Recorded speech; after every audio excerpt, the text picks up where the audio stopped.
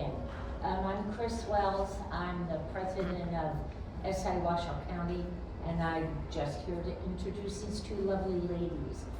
You should be in the workshop for diversity, equality, inclusion, and belonging. That DEIB thing, is everybody in the correct workshop? Yes. Good. And everyone signed in? Yes. Okay.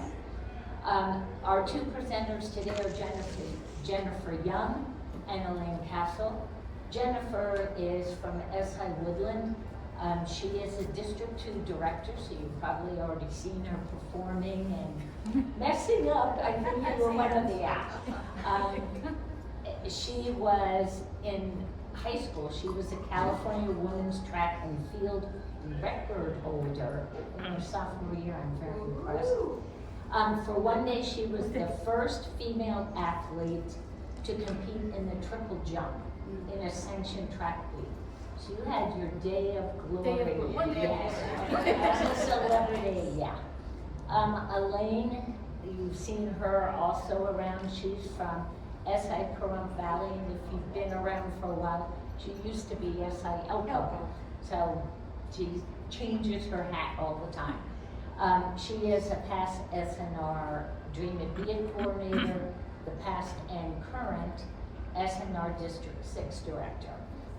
And when Elaine was young, if you were in her session yesterday, you might have heard this. She was digging at the beach. How old were you? About 8. 8, and she found a man's diamond ring. They turned it in, but it was never claimed. And her parents later made it into a necklace and gave it to her for her 21st birthday. Aww. So nice to know we have an honest Soroptimist as well. So welcome and take it away, ladies. Thank you. Thank you for coming into the DEIB workshop. As we said, you all have a ducky in front of you. So DEIB, and this is from SIA, the presentation, the PowerPoint. So we wanted to make sure we had one that they approved of. All right, so we have a few ground rules that they like us to put out when we talk about the subject. We want to be careful and mindful. No names, clubs, or real life examples that somebody might go, oh, I know that person, oh my goodness. We want to be authentic and we want to have fun. Now, fun. With DEIB, that kind of sounds like a little, we already know it can be a hot topic, and we already know that it's something that is very important. So, everybody has a ducky. Are they all the same? No. But there is one common denominator in them. What is that? They're ducks. So, they're diverse, but they're all the same. We are all Soroptimists. We are all human. But we're also diverse in how we have our programs and how we do things. So we have these ducks that show us that we're all the same, but we are all unique and different. But we all belong. We all include equity for everybody, and we like having the belonging of a group like this. We like to make others feel included. So this is kind of the basis of what we wanted to start with. I didn't want it to be too heavy, hence the ducks. So the diversity we just talked about, the ducks, just like people, we are all different. We are all equal. We want everybody to be equal. Inclusion, everybody wants to be a part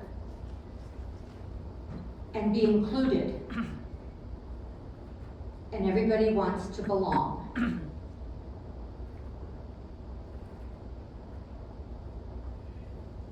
So they all fit together. We're going to do the actual diversity.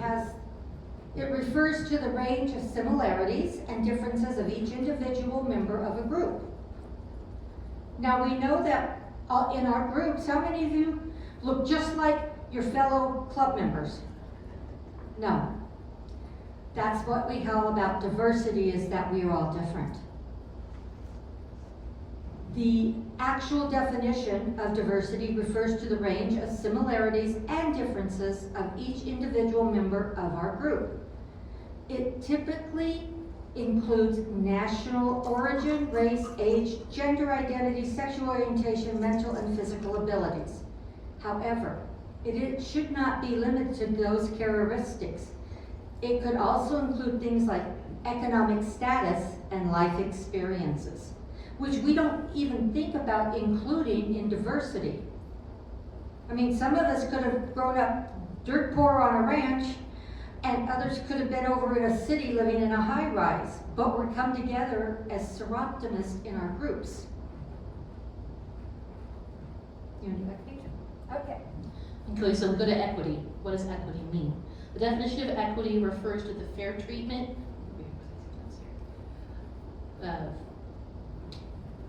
Fair treatment, access, and advancements for each person in a particular group of people. So this means we're not going to hold anybody back. Everybody will have the same opportunity to excel and become better as anybody else, or to participate in the group as anybody else. We're not going to hold anybody back, so everybody has an equal chance of becoming a part of the group and excelling and giving what they can to the group.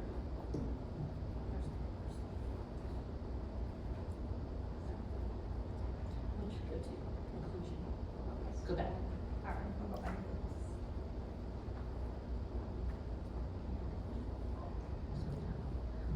We didn't get to practice this. We lived miles apart, states apart. And they said, you two are doing this one. We went, okay. And we didn't get it till last week.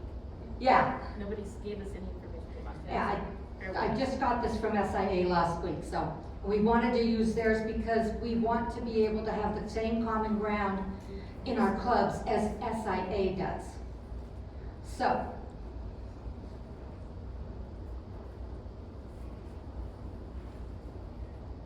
inclusion refers to individuals feeling welcomed and valued by the people around them. Not only welcomed, but most importantly, welcome to come as they are. Remember, before, you had to be invited to join a Soroptimist club. And at one point in time, there were guidelines and rules. You could only have one in banking, one in real estate, one in the medical profession, one in law in each club, because they didn't want to oversaturate a club with one profession. They realized that was holding a lot of people back. And so now it's open to everybody. I'm a professional retired volunteer. So. And belonging means creating an environment where people actively want to come or be a part of the group as their true selves. Because they know that however different they may be, they will be appreciated, celebrated, or admired for who they are. We all like feeling like we are a part of a group, we have contributed to that group, and that group wants us as we are because of what we add to the group, to the conversation, to the event. All right. Excuse me, ladies, in any part of the slides that you previewed, is it going to go over, or are we going to have an opportunity to ask questions in terms of how we practice that in normal meetings? Yes. Yeah, okay. Do you have a question on what we've done so far? Well, it might come later, I mean, just, There's only 9 slides in their presentation, so we will have plenty of time to discuss, Perfect, thank you. which I like. It's not too long. Okay, so we did diversity.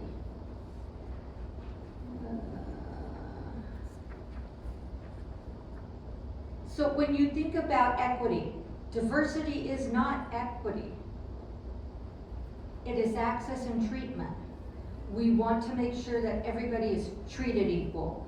We want to make sure that everybody has access to what the person next to them has, which is why we have the mission of helping women and girls, because they are the ones at this point that have still needed that hand up in education so they can become equal to, say, their brother or somebody in their workplace, so that they can earn and make their families better. All right. So with equity, is this group equitable? Well, yes. We are, because we're all have a common goal. We haven't ostracized anybody because, oh, we wear glasses. No, we don't do that anymore. Everyone used to do on the thing, oh, 4 eyes, and all that stuff. That's not what we do. We are all belonging and equity in our groups, which is really nice with Soroptimist. It's some place that we all feel we belong. And when someone new comes to our group, we make them feel like they are an equal to us, that they have equity in the group.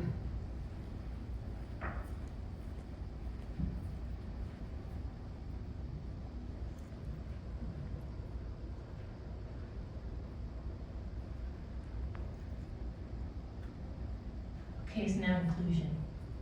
Equity is not inclusion. Inclusion can be uncomfortable. Inclusion must be deliberate.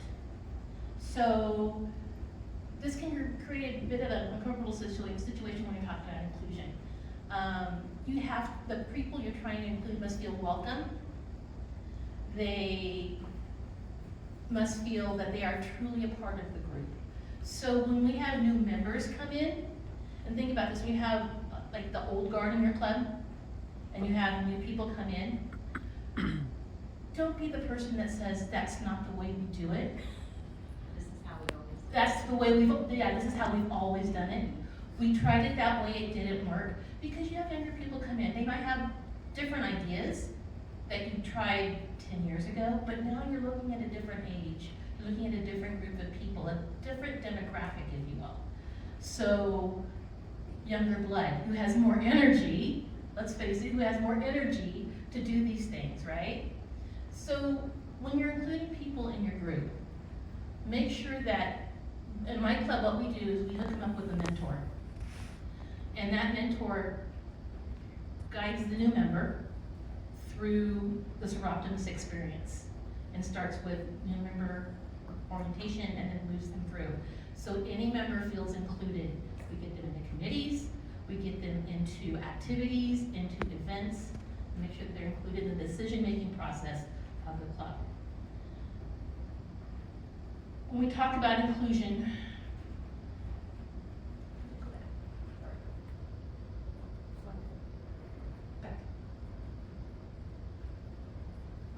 no, go your one forward and go back.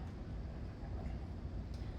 So, just because a group is diverse and now a bit more equitable, it doesn't always allow access to people. So you need to be sure that you are approaching that and making sure that you're allowing access. And that kind of goes hand in hand with inclusion. So when we're thinking about that, and we don't want to go into hot button topics, because we're talking about trying to bring everybody in, right? So let's try to think about that in terms of what would we have wanted when we became members, right? So think about the things that made you feel comfortable in your group. Think about the things that could have been better. Yes? One example might be in group dynamics. You have people like me who don't hesitate to raise a hand and ask a question, but you have other people who are a little more quiet, and trying to be inclusive is, if you're moderating that group or whatever, taking the time and saying, we haven't heard from you yet. Yeah, so that's, you have to look at you have to read the room, right? Who have the most strongest personalities and are going to put themselves out there and give opinions and give ideas. And then you have the little, I'm not going to say wallflower, but the person in the corner who maybe doesn't feel as comfortable raising their hand, maybe feels they don't have something to offer. But you're right, so we do that in our club also. When we're having group discussions, we'll say, so Jennifer, we haven't heard from you. Do you have any experience with this idea? Is there anything you want to add? Because remember, there's no stupid, dumb questions. There's no stupid, dumb comments. I used to be a teacher, so I always told my students, there's no stupid question. Yes? That's a really good point that you just made, because for years, teachers could never be part of Soroptimists, because we had 20 minutes for lunch, that was it.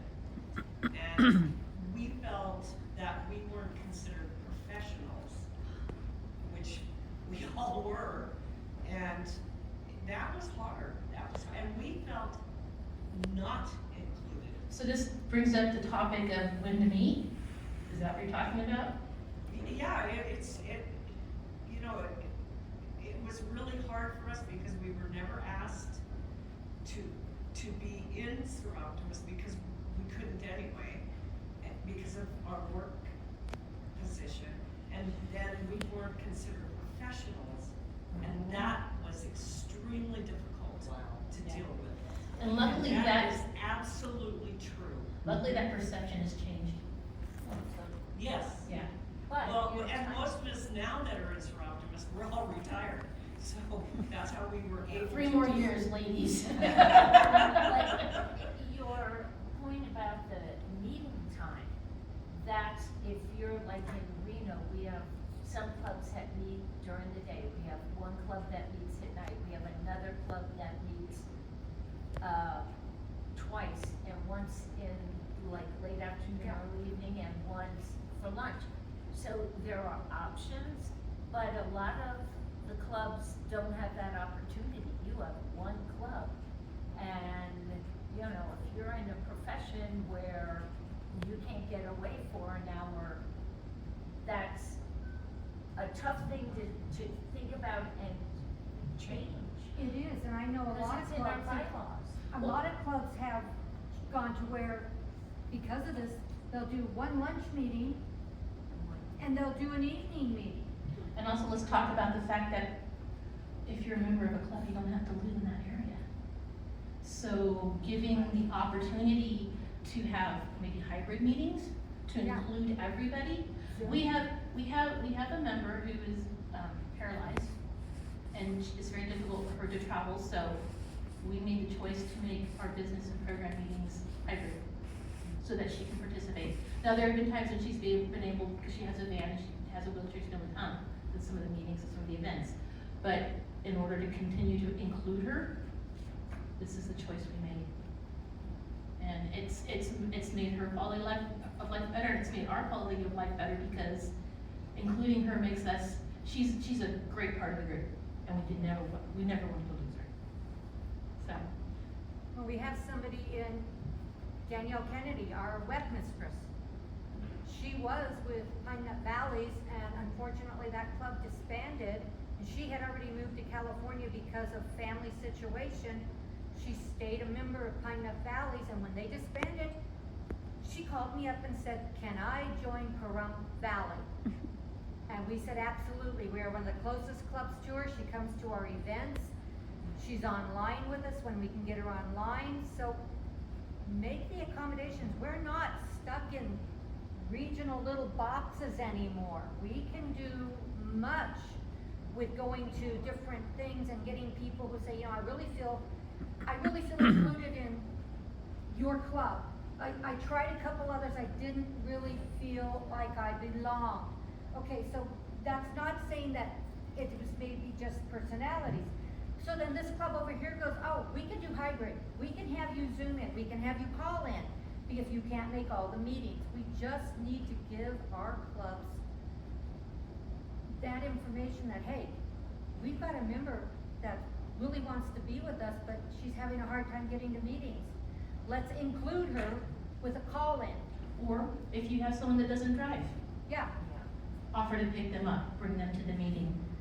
That includes, that way, if you have older members in your club that cannot drive for whatever reason, that's a good way to continue the inclusion of the group. Yes?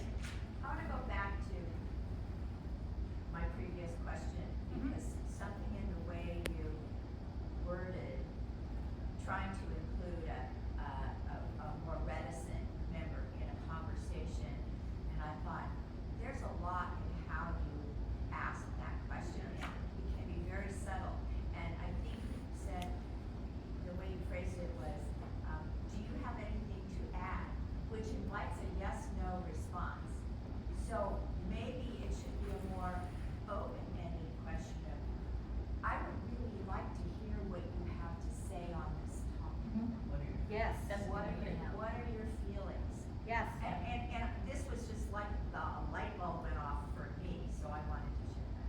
good, that's a good point. That Yeah. really is. How many of you have a retreat in your club that's a planning retreat at the beginning of every year? Okay, do all your members attend? No, majority. Okay, the majority. We're lucky, we're such a tiny club that everybody has to go because we're so tiny. But when we were much, much larger, it was not inclusive. You had certain people who were invited to attend, and the board, of course, went. So they're making the decisions on their projects and whatever, and they presented it to the club at the next meeting, so the membership could vote on it, but it's really hard to say, I don't agree, when something is kind of presented as, we've come up with this decision. Yes, So the that's, group, the whole part of the group has made the decision for the whole. Yeah. Well, this is, following that, that's what one of my questions is going to be, is following that. So, my question is all of these are great ideas, there's a great pillars of how to do that, or not how to do it, just that's what we should do. The question is when you get members who act more like that old process where there's someone on a chair who comes in new and takes a position that this isn't my vision, this is what I want to do, and then without having a committee meeting, makes calls on the back as to what she wants to do, and brand new. So how do you address someone like that who's, needs to learn that I does not align with team or club? Yeah, there's no I team, right? There's no I in How do you team. convey that So, message without, what- offending them because they take a big position and they've got a lot to bring to it. It's just that they come from a position of being an employer in the position, right? So how do you help So them? here's my thought process as you were talking. So we've all heard about succession planning, right? For our retirement? No, for our clubs. So who's gonna backfill those spots that become open? So a perfect example is like, what about the thought of having co-chairs for committees? Someone who's a veteran of that committee and someone who's younger who brings that energy, and they can work together and bounce ideas off each other. And yeah, I agree. A small group should not be making the decision for the whole. Yeah. Because that leads to resentment, right? Well, but that exactly is what happened. This particular person volunteered to be, the chair coming in and called another member to be the co-chair because that person had been the chair last year. And then, Yeah. and then there was no, how did you do it last year, or how can we, this is what it was, I have a vision. And she stayed in that lane. How many of your clubs allow chairs to volunteer? Our clubs. Oh, Allow chairs to volunteer. What do you mean by that? So, on our club, the president asks members if they'd like to be the chair. She looks at each member and decides what's their strength, what can they bring to this committee. And we never allow people to volunteer as chairs because then you get the person who's been on the chair of that committee for 5 years and they're set in their ways and they don't want anything to change. And I don't have any members here this time, so I can say this. That happened with our membership committee. And then then the conversation happened was, well, where should we cap our membership? How big do we want to get? And we had this discussion at our retreat, and I'm just going to say it was a lively discussion. Lively is a good One, word for what that. cat means like, what does cat mean? How many How- clubs are capped? I mean, you usually want to include and pull in as many members as you can. When I went from Elko. But cat might mean like saying no more members, we're only Yeah, this big. you can't do that. Yeah, right? That was my thought, why are you going to say, we've met our quota of members for the year, we've got 5 new members, No. and we're not gonna go out and find any more. Because every event you go and you do, you're gonna find someone who's come to that event and says, you know what, I really like what you do. I wanna join your club. But how did you Sorry, get them? we're full. How did you get that person to change their dialogue? How did you That's get them? not what We haven't reached that point yet, because that was on our retreat, and we haven't got together since then. And there's a discussion going on right now. And I need to tell you that this discussion happened with 2 or 3 of our very newest members. And then it was like, well, how do we vet these members? How do we make sure they're gonna be a good fit? And they're sitting right there listening to this conversation.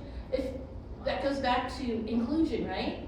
If you were sitting there listening at the discussion, how would you feel? Would you feel included? Would you feel like they really want me to be part of this group, but now they're talking about this? Capping and vetting and, Why would you cap a club? You lose potential members. many hands make light work, right? What was their rationale for capping it? They didn't want to, this person is, has been a member for over 20 years. And we have a contingency of people in our club that are old guard. And by old guard, I don't mean they're old, it's just that they're veterans, they've been in the group That's for a how long we've time. always done it. Yeah, just she didn't want to, it was the culture of the club and what are we really trying to do with our pillars and our programs? And how do we make sure that these members are actually going to see our vision and follow through with our vision?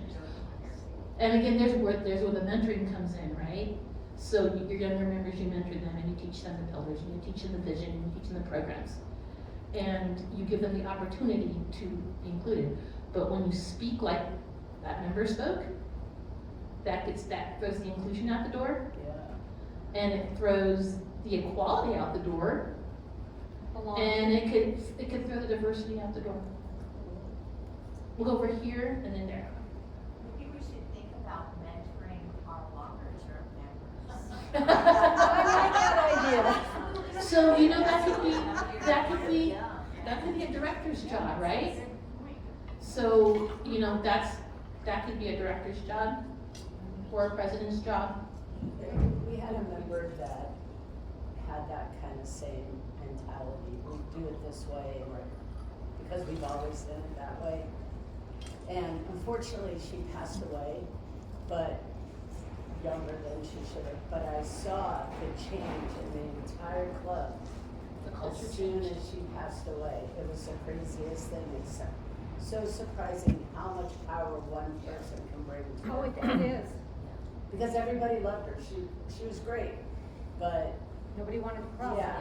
Yeah, because you don't want to hurt people's feelings. Well, everybody, when I first joined, sat at the same lunch table. We have 60 to 70 members, and at the time, like I love that. 120. And everybody sat at the same, cliquey lunch table. And as soon as she passed away, that stopped. How cool that is. So Well, you it wasn't can't- cool, That's but you can't sit with That's us. good. Yeah. You can't sit with us, right? Yeah. That, Yeah, you're not part of the cool You're not club. the cool club. they're the mean girls. Yeah. Yeah. Is how long does, so if you have a vice president or what they call president-elect, president, and then like your past president, how long do people keep their past presidents on? Because I'm just wondering if you've worked this hard and you've done your president here, and now you're a past president, but obviously sometimes you want to see your legacy continue, but the new president may have a new vision. And it seems difficult to do a new vision and set the club in a new direction. You have the old guard or what you want to still be a voting power. So my question is like, how long should people stay on, or should you even, does a past president need to be as a voting? So our club, every board members hold for the position for 1 year. And mine is 2, and we run concurrent with the current biennium. So we just installed our past president stays on the board for the next 2 years as an advisor. Oh. But not a voting person, or like, I guess the difference is like, if you have people who are voting against the new president and everyone else on the board, but you keep getting pushback from the old guard who wants to keep things the same, is it just an advisor role? or- It's just that they're kept on as kind of as an advisor, when, a lot of those that you send in your paperwork to the state, and they have the, you know, your official officers, and then you have like it's not a delegate, but it's called a director position. That's kind of what they do. The past president is only on the board for another 2 years, so that we've been president-elect, president, past president. So basically, when they commit to doing president-elect, they've got a 6-year term. Now, if something happens after they're president, and they say, hey, I can't do this, they can put someone else on the board as an advisor who's done it before, but they leave them in because at that point, they have more information about the last 2 years. I guess the question is, does that person, is it just an advising role, or Yes. is it because? For your past president? Do they not have a vote? So I don't know how the other boards are run, but our board is directors, secretary, treasurer, president-elect, president, and immediate past president. And the board shouldn't be making decisions for the club. No, the board. The makes board should bring decisions to the club. recommendations to the club that the club votes on. Yeah, So the Sure, board, but I'm saying, like, if you have certain people who are even blocking the recommendations that you want to bring, that. but if the board votes on the recommendations. So the board should vote on the recommendations. And majority of the board rules for that, to put that recommendation forward to the club. So you're just saying that the influence of that ex-president might change the Yeah, vote I of see what you're saying. I was the saying, new, like, the because old they're guard. hanging around. Yeah. yeah. So you might have Go there, a new go there. president that has come in that is either extremely strong in their position and how they want things to do, or they're gonna be a little softer, and if the past president is more or less guiding them, but more not than just, hey, this is what we've seen in the past, no, you need to do it this way. You don't want that from the past president. They're there to say, hey, this is what I encountered in this same situation, this is how the club handled it, if you don't remember, let's move forward with the discussion, and let's take it, a vote here and take it to the club. I mean, our clubs vote on everything, but the board does the recommendations to the club. And we have almost 50 members in Pahrump. So I know, right? We went from when I joined, I moved from Elko to Pahrump in July of 2020, in the middle of a pandemic, right? And so I didn't get to meet most of the members except on Zoom. And so my first in-person meeting I was nervous, and I'd been a Soroptimist for a long time, but I didn't know if I would mesh well with these people or if I'd belong. And I had told Divine Miss Willie Bear that I just wanted to be a member. That's all I want to do. I want to sit back and be a member. I want to run for district director, and then I got appointed to this, and then I got appointed to that. So basically, I ended up jumping in, but having members who don't understand a process can keep you from doing good work. Or if you have a president that relies too much on one person who doesn't have the vision of the whole club, they have their own vision, it will be hard. We actually lost 2 members because the club got too big. We've got a question over here in Rebecca. Well, I was gonna have a response. I know that in our club, there are times, if it's an official piece of business, like it's a motion, and the board votes no on it, it still has to go to the Yes. whole club. And 'Cause the the board whole can- club can make the decision that, yes, they do want to go for it. Right. It comes on from, this is what the board discussed, this is what we're going to, this is our recommendation for what this is. Now we are going to put it out to the entire club to do the actual vote. Okay, so, follow yours and, other things. What I see missing amongst all the clubs, and I was the Soroptimist before, this is the new club that I'm in for the last year and a half, is that when you say your club has the president-elect, and, in some clubs there's the past president, advisor, that all sounds great, and your club is this way. We need to have something from SIA that says, this is how, ideally,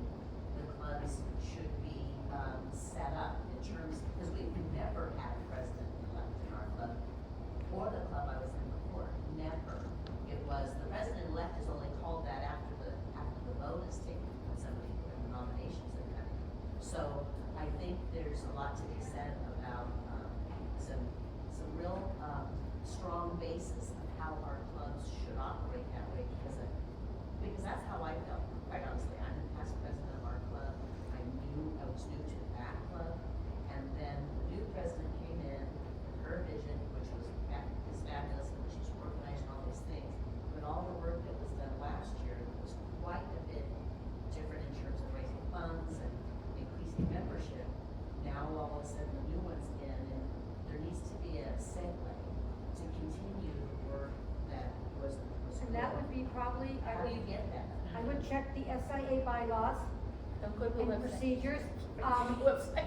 Our club, We do recommendations. Yeah. We don't- I'm just suggesting that perhaps from the feedback from this club that this discussion you're having today, that you have the opportunity to take it back to headquarters, that, what I see and hear, these workshops, that are great. all clubs operate very differently. We also had a vice president, and 3 times that vice president then didn't run for president. They just didn't want to be in charge, but they wanted to be higher up on the food chain and help.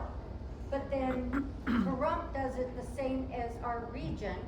We have a governor-elect. When you run for governor-elect, that's a commitment of 4 years, because you do 2 years as the governor-elect, and that's training you for the governor's position. And then you do your governor position. So that's how some of the bigger clubs have gone to doing the president-elect. Okay. Some of the smaller ones, you know, There's just not enough members. yeah, and there's not enough members. I mean, I was, Not enough members. no, I did every position in Elko for at least 2-3 years. Thank you. We're gonna go over here, and then we're gonna go here, and we're gonna pull it back, and we're gonna talk about the one. I'd like to say that different clubs do things differently. SIA gives the basic structure, but different things work for different clubs. They're different sizes, different personalities. And so, but an interesting thing that I have noted, because at what our club does not include the president on the board after their term. And so I at one time brought that up and said, I think it would be good for continuity if we did that. And we have second vice president, first vice president, president, and somebody said, well, that would be like a 4-year sentence, you know, I don't want to do that. And so, and then you know, they voted, they said no. And I've watched over the years, and I have learned that it has nothing to do with the structure of your organization. It has everything to do with the personalities and style of leadership of the presidents. So since that has happened, I have watched, like in the last 2 or 3 years, it's been wonderful, the presidents say, I want to stay really involved, and I want to help you, and I'm here for you, and I'm going to support you. And they have had a good relationship with the new president. There was one president that we had that she wanted our club to be more and do more, and had an exact vision, went to every committee meeting and tried to steer it her way. And she ended up quitting the club after her year. She felt at odds with everybody, and she made, you know, so it's all the style of leadership and the personality of the leader. And in some ways, it doesn't matter what your structure is or how you serve your terms. It's all in the commitment of the individual. Right. Okay, I was very similar. It's not your structure, it's personalities, and I'll take it further. I don't think it's just the personality of the president. You can have the one lady that comes in, or that one strong-willed person, and they can wreak havoc with the club no matter how big they are. So if we do inclusion where you're not inviting people like it used to be, where they kind of could vet who came in the club, you're going to have that. You're going to have those personality conflicts, and you're going to have to, just like in business and whatever, you're going to have to learn to work with them. And I think, like, again, our club is so small, but either have the district director come and talk about personalities and working better together, or get a speaker to come in instead of a speaker on women's health or something. Have them speak just about being a better team member and how you problem solve, that kind of thing. That would also be a great workshop because many clubs have that. Yeah, you have the Somebody conflict. coming in and they want to do it their way and they just kind of A great override. idea, and then it's from the outside. Yeah. For my whole district meeting, I'm looking into something like that. Yeah. How to be a good leader, how to be a good participant, that kind of, you get the micromanagers. They get in there and want their finger on everything, and that causes issues. So let's switch to belonging, You're at belonging. and then we can open up for more questions. Yeah. So, the hard part is belonging. We need to make sure we stress that everyone has been somewhere where we didn't quite feel like we belonged. We showed up to a party or an event, and we were in a certain outfit, and we're in a long gown, and then everyone else is dressed for a pool party. I mean, or the first time I met my in-laws, I was very nervous, and I didn't feel like I belonged. Walking into an expensive clothing store that you didn't know was that, you see automatically when you look at the first price tag that this is not a store that I can buy quite a few items in. So there are different things where you feel, we all go and we feel like we didn't belong in that point. Or here's another one, a board meeting, and you are the only one who speaks your particular language. Your view is different than everybody else, so you feel like you don't belong because you're going for something different. And that's where you become that person afraid to speak up and say anything because. Yeah, and if you get that feeling that they didn't like my ideas at the last 2 meetings, I'm not gonna say anything, I'll just come to a couple more meetings, and then all of a sudden that person just isn't showing up anymore because they didn't feel like they belong, they didn't feel like anybody listened to their ideas, or they just poo-pooed them. Or they didn't let them sit at the lunch table. Or they didn't let them sit with the cool kids. We may have been invited, but what has been done to make you feel like you belonged there? I mean, that's important. You may invite someone, hey, I really like, talking to you tonight at this event. Why don't you come to my club meeting? And you come to the club meeting and you're kind of ignored. And you're like, well, why did I want to come here with these people? They're ignoring me. They're not talking to me. Most clubs see someone come in and they're all like, yay, a new body. Fresh meat. Fresh meat.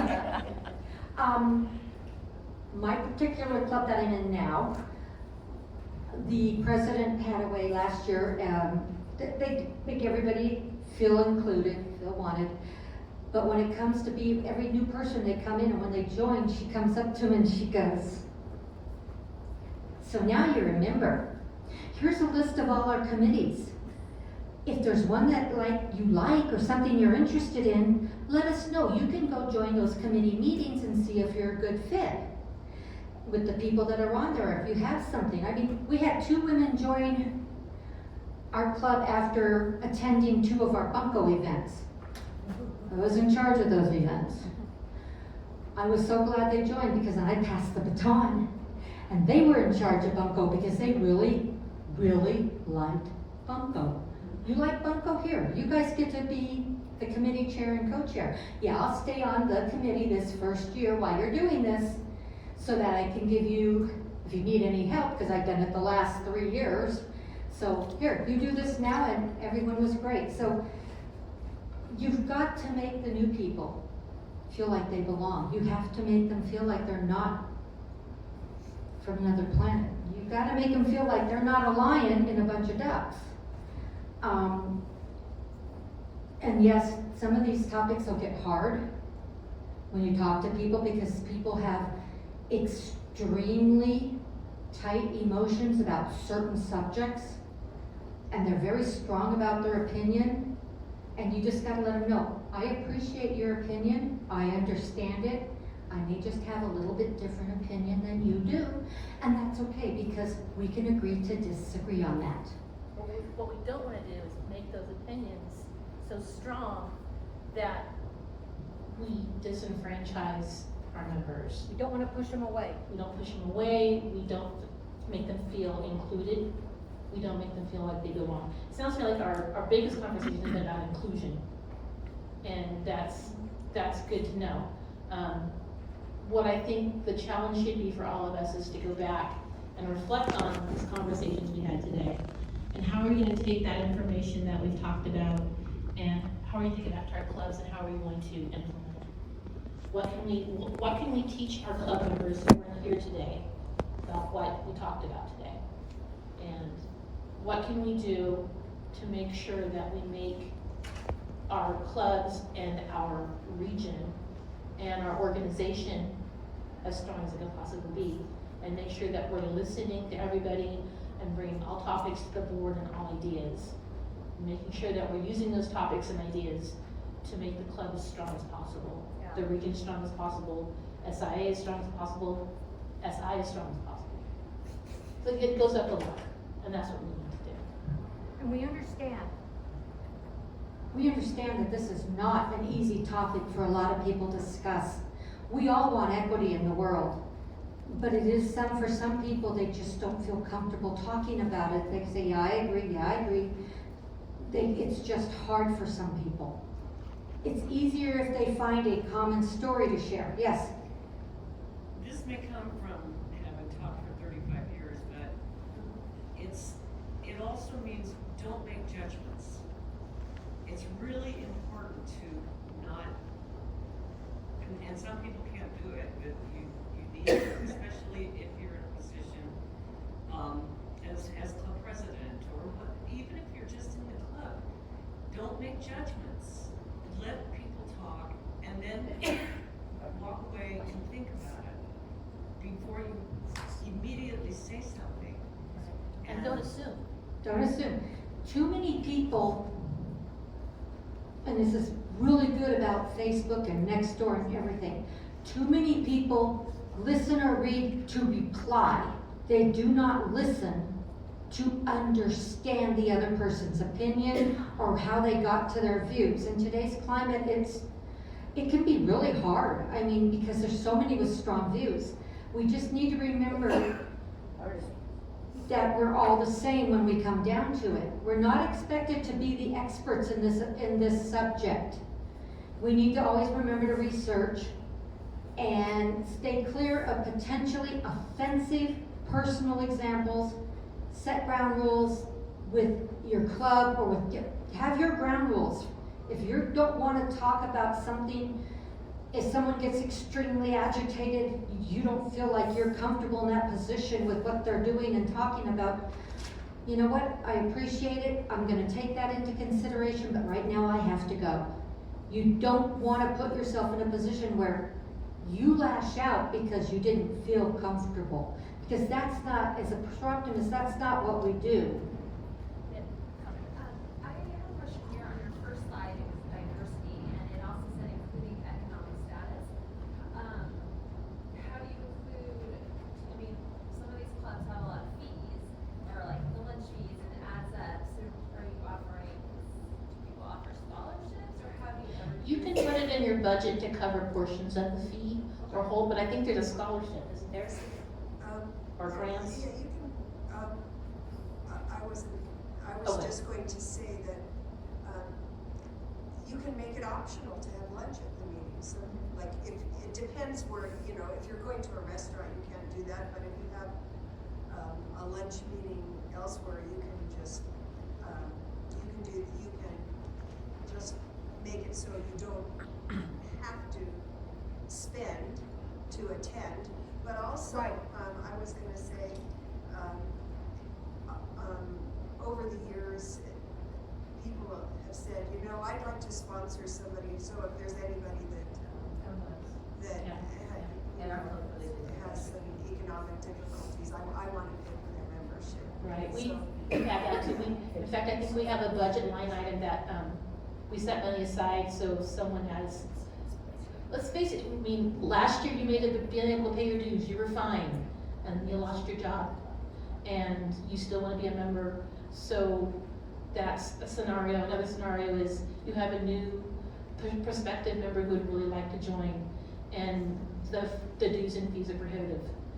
But you know they'd be a really good asset to your club, so you can make those accommodations.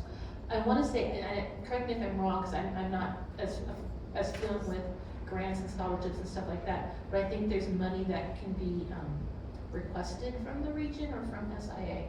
But don't quote me on that. Your club president can do that. Yeah. Yeah, so, but that's a really good point, because we don't wanna make that, we don't wanna be so exclusive that we're not inclusive. Does that make sense? And well, and following along with that, like you said, different clubs do different things, and the last club I was in actually, had in the budget where you can come as a guest 2 times, where we paid for lunch, we have the money there. This club didn't initially, how we do it, we actually paid for somebody's membership. We're running out of time, I see people poking their head in the door. Yeah. So let me ask you a question, what is the 3 Bs? Oh, the freebies, what were they? The 3 V's. 3 V's are visual, vocal, and verbal. Because, like I said, people listen to respond.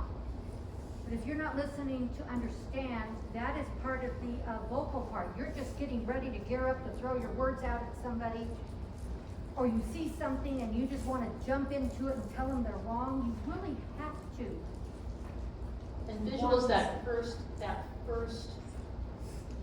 when you first see somebody, you make a judgment on them. You look at them and say, oh, no. So, and like you said, verbal, you don't want to be that person that's so vocal that you're just spouting your opinions and not listening to other people. So, thank you for coming today. Thanks for being with us. Like I said, we just got this last week, so we kind of We're winged it. gonna have If this- you couldn't tell. Yeah, we're gonna have, the last time we were actually together was at our retreat at the end of June. So, and then I'm like, okay, I'm doing this and I'm in Pumpkin. She's way over there in California. But we work it out, because that's the inclusion and the belonging that, you know, hey, we got this. Take your duckies. Take your ducky, please, that is for everyone, that you get Yes. your duck. Thank you, everybody. Appreciate it. Enjoy the rest of We your will day. put this up on the web, it'll be on the YouTube. And if you have any more questions or you need some more information, you can get it from Michelle, and it's Michelle at Soroptimist, or Soroptimist.org. Michelle at Soroptimist.org. Thank you.